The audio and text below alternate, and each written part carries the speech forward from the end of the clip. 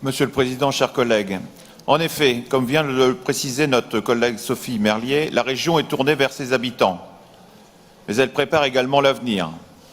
À travers les importants projets d'infrastructures qui jalonnent notre territoire, les Hauts-de-France sont résolument une région qui investit pour le futur. Je pense bien entendu au plus grand projet d'infrastructure de notre pays, le canal Seine-Nord-Europe.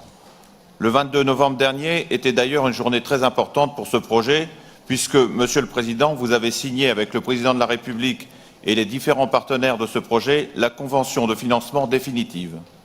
C'est une nouvelle avancée qui précède les coups de pioche prévus pour l'année 2020. Les retombées économiques d'un tel projet bénéficieront grandement à l'emploi dans notre région. Ce canal est véritablement un projet vital pour développer l'économie en Hauts-de-France. Notre région est également le théâtre d'action pour un second projet structurant sur son territoire, le pacte Sambre-Haviennois-Thiérache.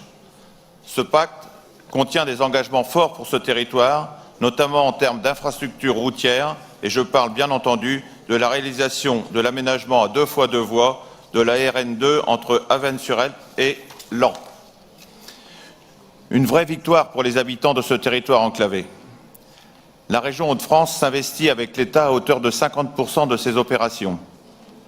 La région s'est aussi investie dans l'engagement pour le renouveau du bassin minier qui a vocation à développer le territoire via l'emploi local et les filières d'excellence, mais aussi redonner espoir et fierté aux habitants de ce territoire.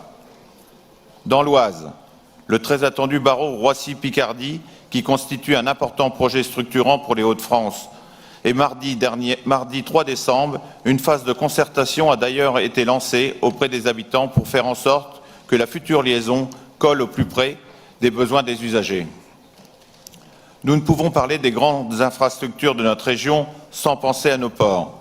Propriétaires et autorités portuaires des ports de Boulogne-sur-Mer et de Calais depuis 2007, le Conseil régional a dû investir massivement afin d'engager un long travail de remise en état des infrastructures portuaires fortement dégradées tout en les développant, et ce, notamment à travers de Calais Port 2015.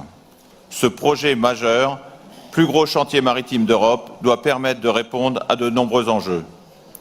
Un autre grand projet structurant pour notre région, l'exploitation de l'aéroport de Lille-Léquin par la société FH Concessions à partir du 1er janvier 2020. Comme l'avait souligné notre collègue Christophe Coulon, nous arrivions à la fin d'un cycle et le 10e aéroport de France méritait une ambition nouvelle au service des habitants de notre région. C'est en tout cas le projet d'FH Concessions qui va entreprendre d'importants travaux pour créer un nouvel espace. À terme, l'aéroport verra une dizaine de nouvelles destinations proposées pour une plus grande attractivité du territoire. Mes chers collègues, comme vous le constatez, la région croit en elle et elle porte haut et fort de grands projets qui structurent notre territoire. Nous vivons dans une région dynamique avec d'incroyables atouts. Accompagner le changement et développer nos qualités pour l'avenir est bel et bien dans notre projet.